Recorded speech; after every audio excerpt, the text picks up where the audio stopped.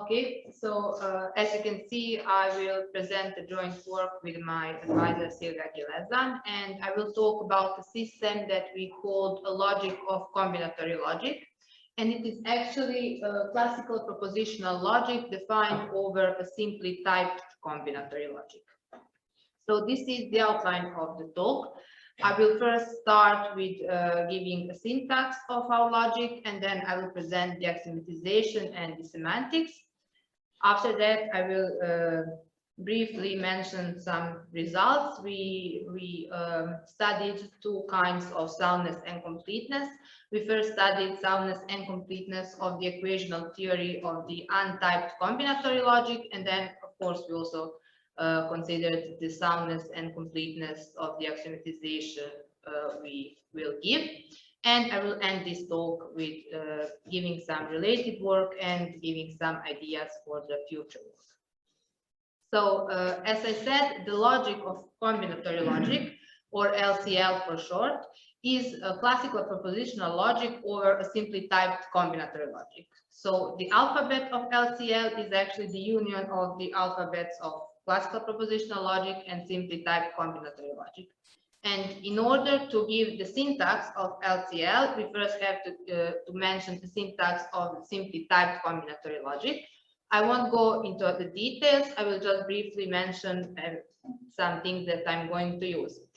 To give the syntax of the simply typed combinatory logic, we first have to define the set of terms, and the set of terms is generated by this grammar. So terms are either term variables or term constants, or obtained by applying one term to another.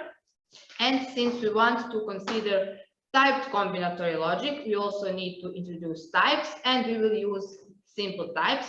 That is, they are the set of types is built from a countable set of type variables using this type arrow. And what we want to consider or to close under classical propositional connectives are these type assignment statements. M has type sigma.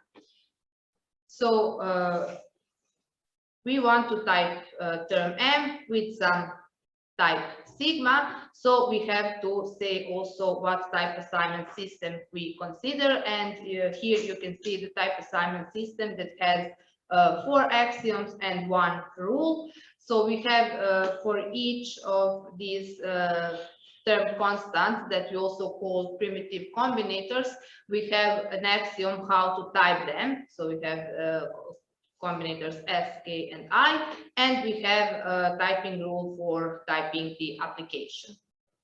Later, in a few minutes, when I present the axiomatization, you will see certain similarities. You will see that for each of these axioms for typing combinators, we will have an axiom in our axiomatic system, and there also will be an axiom inspired by this rule for typing the application. And now when we revisit how to construct terms, types, and how to obtain these type assignment statements, I can say what is the language of the LCL. So we take the set of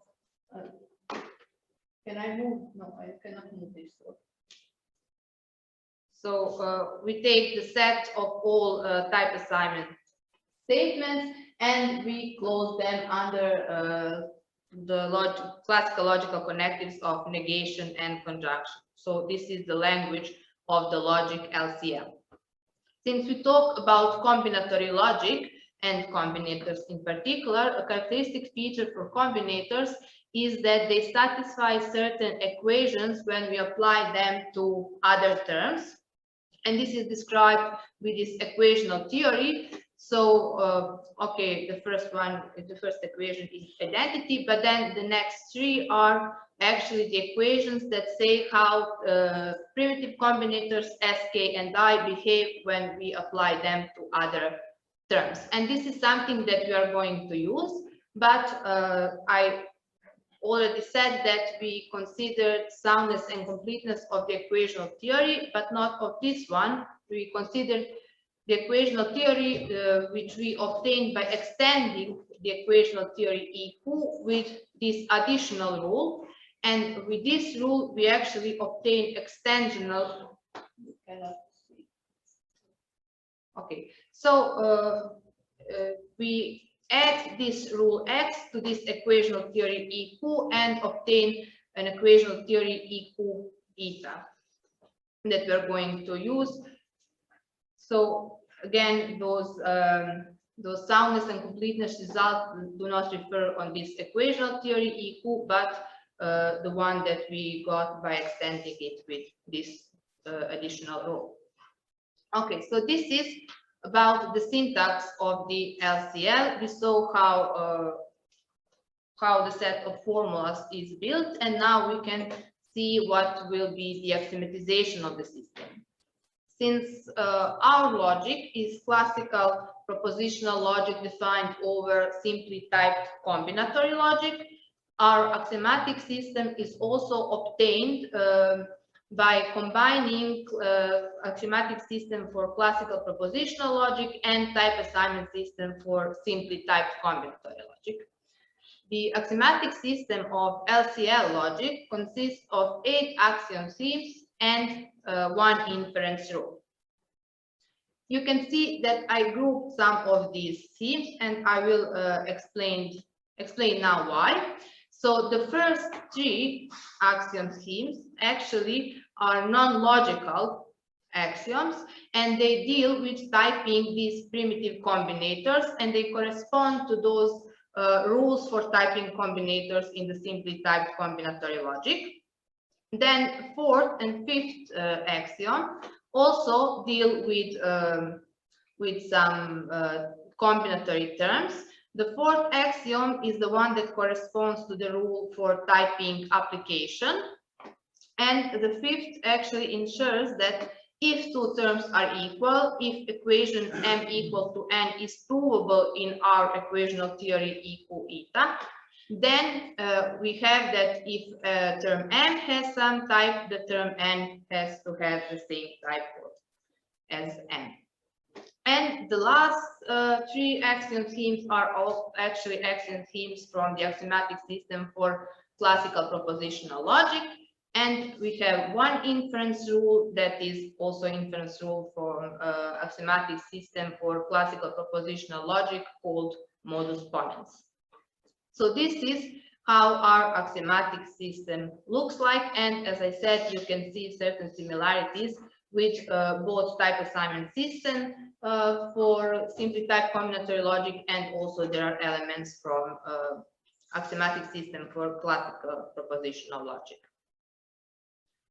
The next thing that we considered and defined are the semantics. So in order to define a model for LCL, we start with an applicative structure. And applicative structure is a tuple consisting of 6 elements. And I will explain briefly each of them.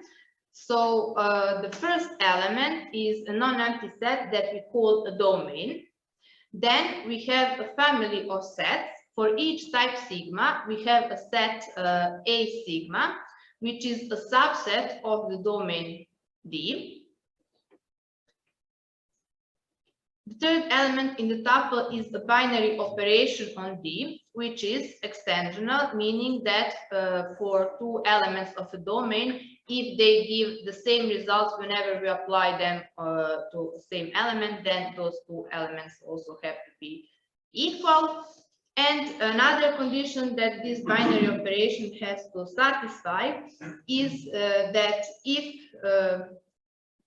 the first argument is from the set A sigma arrow tau, and the second argument is from the set A sigma, then the result has to be from the set A tau. And also there is a certain correspondence between this property and type, the rule for typing the application of this. And the next three elements in this tuple are actually elements of the domain that have certain properties. S is an element of the domain which satisfies these two conditions. So first, for every sigma, tau, and rho from the set of types, S has to belong to this set, and this type in the superscript of A is actually the same as the type we had in the rule for typing primitive combinator S. And another property that it has to satisfy is this equation. So this element S has to satisfy this equation whenever we apply them to three elements of the domain. Again, there is a correspondence between this equation and the equation in the equational theory that characterize the behavior of primitive combinators capital S. And similar, we have for K. K is again element of the domain which satisfies these two conditions, and these two conditions correspond to the conditions that were satisfied by primitive combinator in simply type combinatory logic. And the last element is I. Again, there are two conditions that it has to satisfy, and they correspond to the conditions that were satisfied by primitive combinator capital I in simply type combinatory logic. So this is the definition of the applicative structure for LCL. And in order to give a meaning to formula in this applicative structure, we need to have some valuation. So that's why we define an environment rho, which is actually a map which assigns an element of a domain to every term variable.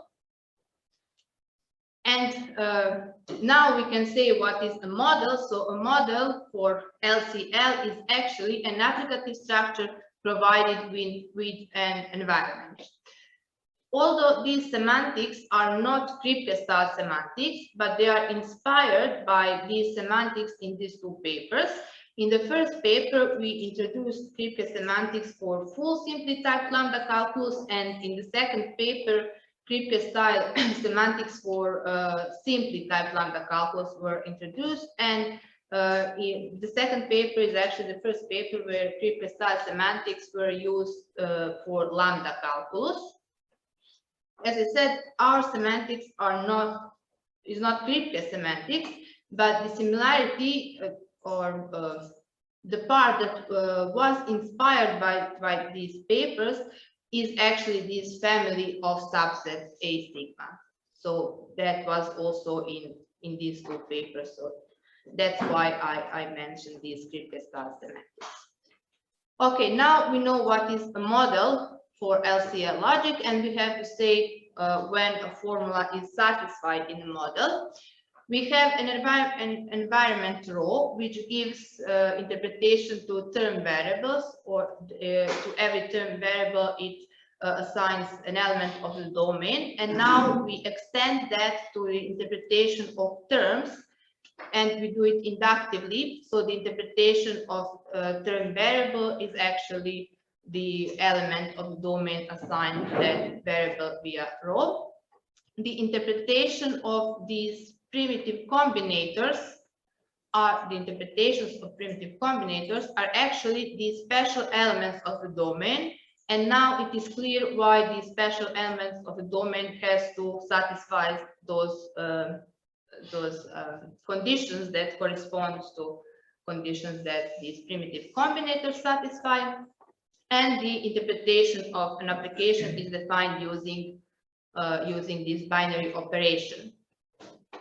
Okay, so when we have a model, we have an applicative structure, we have evaluation, and now we see that each term has a meaning in that valuation, has the interpretation in that valuation. So now we can say when a formula is satisfied in a model, and I think that the key part is the first item, because the first item says that the statement M has type sigma is satisfied in model M if and only if the interpretation of M belongs to set A sigma.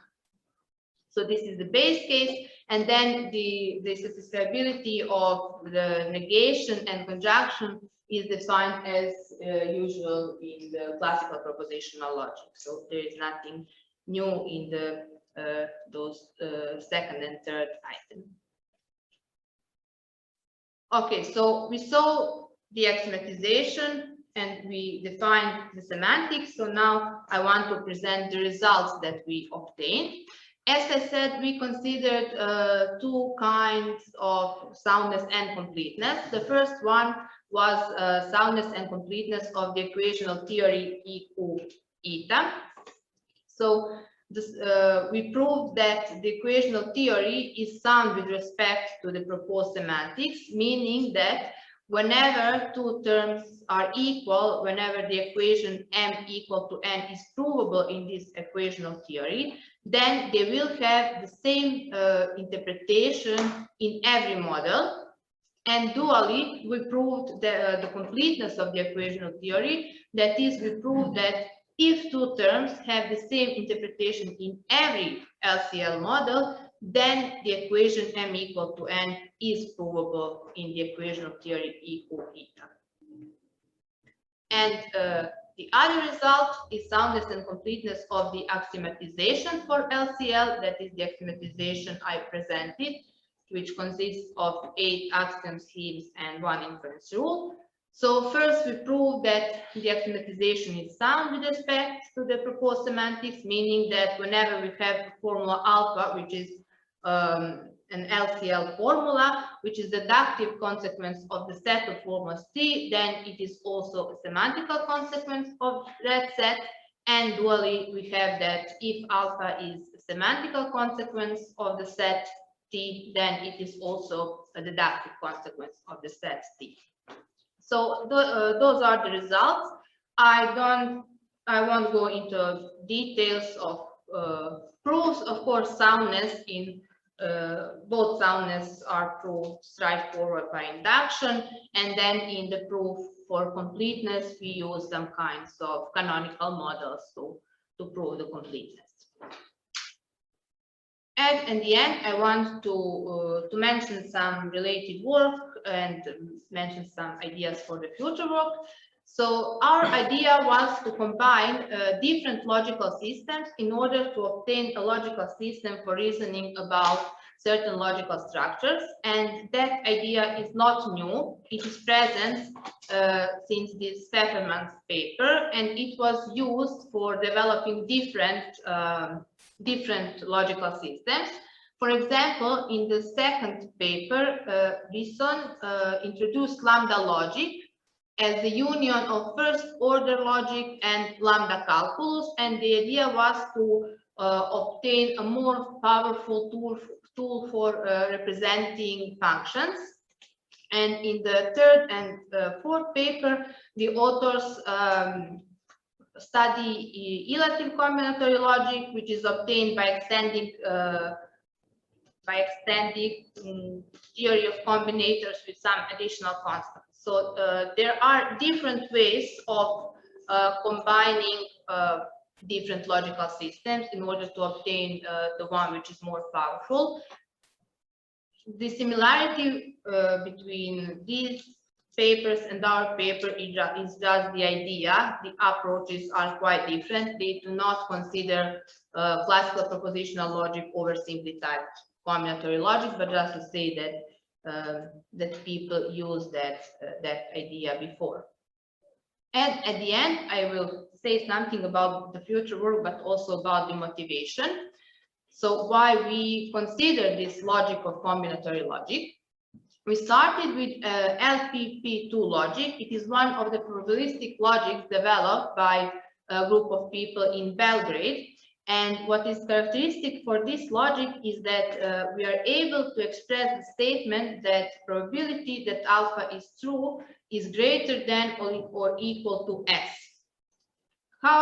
Where alpha is a classical propositional formula, and how they obtain this probability logic? Well, they first considered classical propositional logic.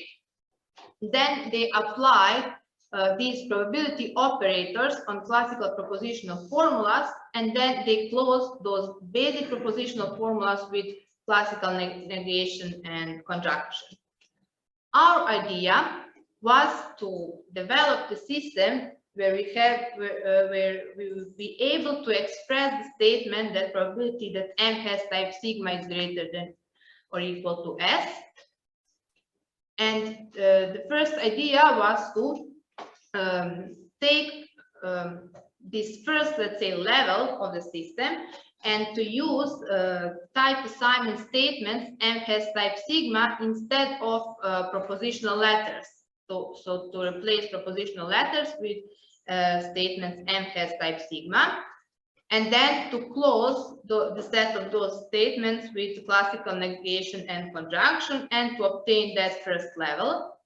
And after that, the idea is to apply probability operator on those formulas and to close them under classical negation and conjunction.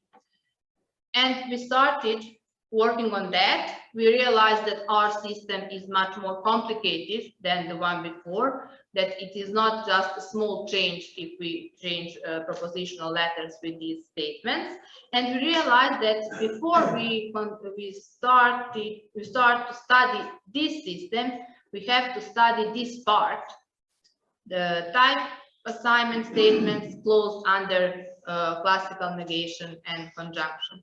And this part of the system is actually logic of combinatory logic I just presented. So that is why we consider this system. That is why we gave the axiomatization and the semantics, and we proved the soundness and the completeness.